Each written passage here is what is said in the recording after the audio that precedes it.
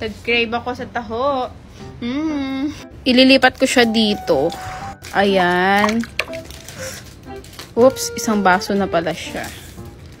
Mas gusto ko sana yung taho na talagang yung naglalako. Kaya lang, wala akong mahanap. Kaya sa mall na lang kami bumili kasi medyo magkalasa naman sila. Same lang naman kaya okay lang. Sarap. Ito ba yung inaano ko? Sobrang dami lang arnibal. Babawasan ko na lang. Ayan, sarap. Kain. Sa mga kahati ko pala nagda-dry lips, bagay na bagay sa inyo tong lip oil natin.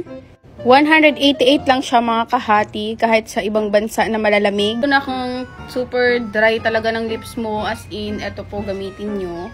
Natural ingredients lang din po siya, at meron po siyang shea butter at vitamin E. Blueberry extract, sakura extract, at cherry extract. Na makikita mo po sa mga mahaling lip oil.